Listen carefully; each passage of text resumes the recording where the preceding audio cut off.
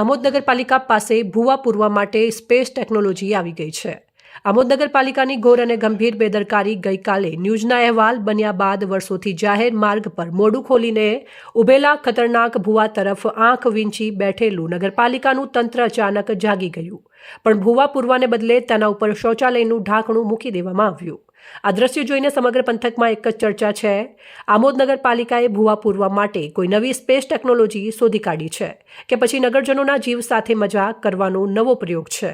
જાહેર માર્ગ પર જ્યાં રોજ લોકો અવરજવર કરે છે ત્યાં આ રીતે ઢાંકણું મૂકી દેવું એ કેટલું યોગ્ય છે? જો કોઈ વાહન, બાળક કે વૃદ્ધ આ ઢાંકણા સાથે અકસ્માતનો ભોગ બને તો જવાબદારી કોની? આમોદ નગરપાલિકાનું તંત્ર ખુરશી પર બેઠા બેઠા જાગે છે અને કામગીરી એવી કે લોકો હસી રહ્યા છે। નગરજનો ખુલ્લેઆમ કહે છે, નામ તો નાયક છે પરંતુ કામ નાયક જેવું એક પણ નથી। મુખ્ય અધિકારી પંકજ નાયક આજ દિન સુધી આમોદ નગરને પ્રાથમિક અને પાયાની સુવિધાઓ આપવામાં સૌથી નિષ્ફળ ચીફ ઓફિસર સાબિત થયા હોવાની ચર્ચા હવે માત્ર ગલી મહોલ્લામાં નહીં પરંતુ નગરપાલિકાના દરવાજા સુધી ગુંજી રહી છે। લોકો મુખ્ય ચર્ચા છે કે આ ચીફ ઓફિસરને ગટર ઉભરાય તો ફરક નથી, રસ્તા તૂટે તો ચિંતા નથી, ભૂવા ખુલ્લા રહે તો વાંધો નથી, પરંતુ કોન્ટ્રાક્ટરના બિલ પાસ કરવામાં જ રસ છે। આ જ કારણે નગરજનો નગરપાલિકાના ભ્રષ્ટાચાર સામે મહિને તારબંધી અથવા હલ્લાબોલ કરવા મજબૂર બને છે। 11 માસના કરારવાળા અધિકારીને ફરી રિપીટ, નગરજનોમાં આક્રોશ। ઉલ્લેખનીય છે કે આ ચીફ ઓફિસર 11 માસના કરાર આધારિત હતા, તેમને ફરી એકવાર રિપીટ કરતા નગરજનોમાં ભારે નારાજગી જોવા મળી હતી। કારણ સ્પષ્ટ છે કે આમોદ નગર આજે વિકાસના માર્ગે નહીં પરંતુ વિકાસના ભ્રષ્ટાચારમાં ગરકાવ થઈ ગયું છે। ટાવર પાસે તો ચીફ ઓફિસર જાય છે, ફોટા પડે છે, ફાઇલો ફરતી રહે છે, પણ મોતના મોઢે ઉભેલા ભૂવા પૂરવા કોઈ રસ નથી। કોઈ મોટી દુર્ઘટનાની રાહ જોવામાં આવે છે, લટકતા પોપડા ઉતારવામાં સંપૂર્ણ નિષ્ફળતા। જાહેર માર્ગો પર ખુલ્લા ભૂવા, ખાડા અને ગટ્ટરો એ જાણે નગરપાલિકાની ઓળખ બની ગઈ છે। નગરજનો સ્પષ્ટ કહે છે, આ નગરપાલિકા કોન્ટ્રાક્ટરની છે, જનતાની નથી। કોઈનો જીવ જશે પછી જ ભૂવો પૂરાશે। ઢાંકણું મૂકી દેવું શું કાયમી ઉકેલ આવી જશે? જવાબદાર અધિકારીઓ સામે ક્યારે કાર્યવાહી થશે? નગરજનોની સુરક્ષા માટે નગરપાલિકા ક્યારે જવાબદાર બનશે?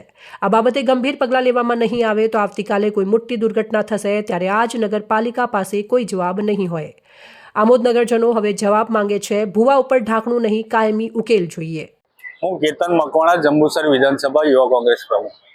શું કહેશો, આજે જે ગામની અંદર ઠેર ઠેર જાહેર માર્ગોની ઉપર જે મસ્ત મોટા ભૂવાઓ પડ્યા છે અને નવી અત્યારે જે ટેકનોલોજી નગરપાલિકા લાવ્યું છે તે બાબતે શું કહેશો? હું એ જ કહીશ કે છેલ્લા 1 મહિના અગાઉ મેં જાતે આમોદ નગરપાલિકાના ચીફ ઓફિસર સાહેબશ્રીને લેખિતમાં પણ અરજી આપી છે। તેમને મેં જણાવ્યું છે કે અતુલ બેકરી પાસે હોય, આ ગુજરાત મેડિકલ પાસે હોય, અવારનવાર રાહદારીઓ અહીંયાથી જતા હોય। ગઈકાલે પણ તમારા ન્યૂઝના માધ્યમથી સમાચાર પ્રસારિત થયા ત્યારે આ નગરપાલિકાએ ઉપર તમે જોઈ શકો કે હાસ્યાસ્પદ જેવું ખાલી ઢાંકણું લાવીને મૂક્યું છે। પણ નગરપાલિકાને અમે કહેવા માંગીએ કે આ સ્પેસ ટેકનોલોજી જે તમે આજે અપનાવી છે એની જગ્યાએ એને કાયમી ધોરણે કેવી રીતે નિકાલ લાવવું, કાયમી ધોરણે આનું સમારકામ કરવું એ પ્રકારની કામગીરી કરો। અને આમોદ નગરમાં આજે તમે જાતે જોઈ શકો છો કે જે જર્જરી ટાવર છે, જે ટાવર પણ છેલ્લા ઘણા સમયથી આ બનાવ બનેલો ત્યાર પછી નગરપાલિકા તાત્કાલિક ધોરણે ત્યાં સમારકામ કરે જેથી ત્યાંના દુકાનદારો છે, જે લારી ગલ્લાવાળા છે, તેમને ત્યાં આગળ પોતાની રોજીરોટી માટે રાહત મળી શકે। ત્યારે તમારા જેવા નેતા લોકો લેખિત મૌખિક રજૂઆતો કરે છે અને નગરપાલિકા કામ કરતી નથી તો પછી સામાન્ય નાગરિકની તો શું દશા થશે? અમે એ જ કહેવા માંગીએ છીએ કે જ્યારે અમે મહિનાથી રજૂઆત કરતા હોય તે છતાં પણ કોઈ નિરાકરણ ના આવતું હોય, જ્યારે અમારા માથા પરથી પાણી જતું હોય ત્યારે લોકોના પ્રાણ પ્રશ્નો લઈને અમારે આક્રમક બનવું પડે ત્યારે ખોટી ફરિયાદો કરવા માટે આ ટેવાયેલી છે અને ખોટી એફઆઈઆર પછી ફટાવશે આ લોકો।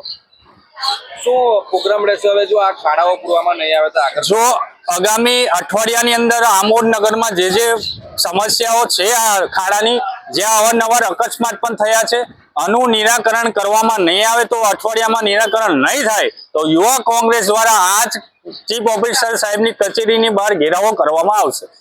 રિપોર્ટર અંગુની જાકીર, સંબંધ ભારત ન્યૂઝ, ભરૂચ।